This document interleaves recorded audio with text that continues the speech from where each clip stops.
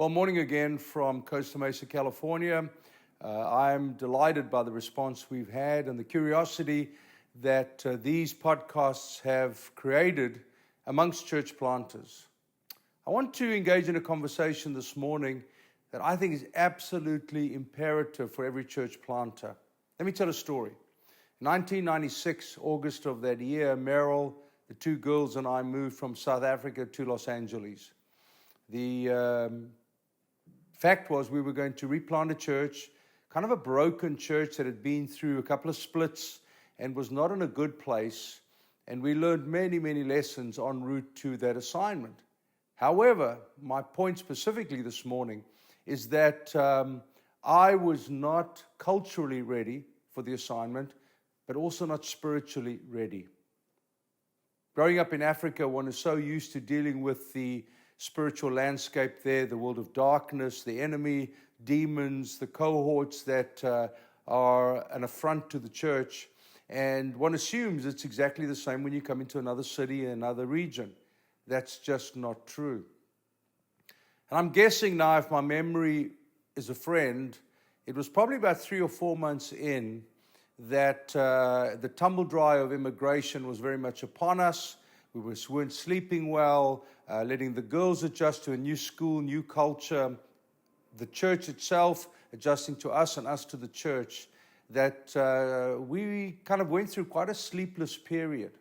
And I remember one night, probably about 3 o'clock in the morning, when Meryl woke me up again and said to me, "Babe, I'm having a nightmare. Will you pray for me?" Now, I'd love to give you a picture of this truly holy man, but that just wasn't the case. I jumped out of bed in my exhaustion and frustration. I thought, if I stayed, we'll fight.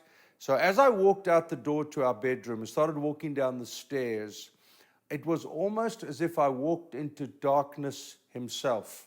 The hairs on the back of my head kind of stood. My eyes were shut. I thought, I'm not nearly as brave as I thought I was. What happens if I see the devil right now or a demon? And I started praying loudly, and I realized that I was not able to discern the devil's devices, as Paul said. I wasn't aware of the strategies that the enemy used in LA. I spent probably an hour praying through every room, the lounges. I prayed outside, around the perimeter. I addressed the enemy. A friend of mine said, if there's a snake under the carpet, we hit every bump. I hit every bump. I used every ounce of theology I could muster to defeat the enemy that day. Dana, who was 8 at the time, tells me now as an adult that there was a dark form or figure in her room most nights. And I'm embarrassed to say I was completely insensitive to the darkness and the realities of the enemy's assault against us. So what do we do with this? As a church planter, it is really imperative that we develop a healthy spiritual warfare theology. It's not an exact science. There are a handful of scriptures that we tap into to try and understand what and who is the enemy. We know that he comes to rob, kill, and to destroy. Jesus told us that. We know that he goes by different names of Beelzebub and Satan and the devil. We know that he has cohorts with him, fallen angels who collaborate with him on his mission of darkness and destruction. But we also know that he's not everywhere at the same time. He's not God. He's not able to be in Siberia and in Seattle. So there are limitations. And all of what I'm trying to say is that developing a spiritual warfare theology is absolutely imperative to every church planter, especially if you're planting outside of your norm, where you grew up, where you got saved, the churches that you've been involved with previously.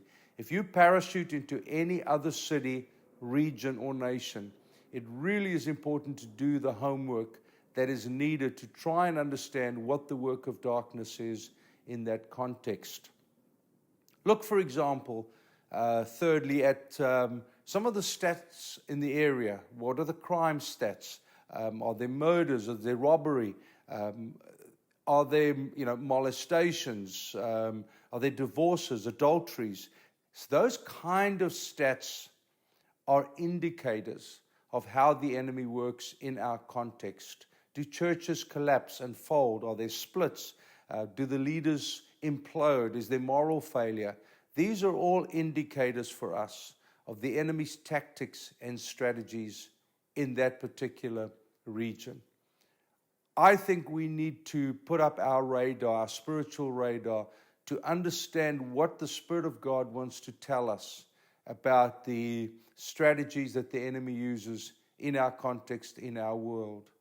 And then I think it's good to develop a prayer culture that we'll talk about in a podcast or two. But to develop a prayer culture that will counter these works of the enemy. Develop your spiritual warfare theology. It's absolutely imperative. Develop your own spiritual strength, your muscle groups that will resist the enemy. Paul says in Ephesians, having done all, we stand. That's all spiritual warfare language. That's all in the context of us muscling up to become more effective in our establishment of church planting communities. If you are interested in more, we can certainly direct you to some books that are helpful, some conferences or courses that are helpful, but it's essential for us to understand it, to measure it, and to apply it in our church planting story. Sometimes it's a little scary. Oftentimes, it's moments of great victory. I hope this has been helpful. Thanks for joining us. Until next time, cheers for now.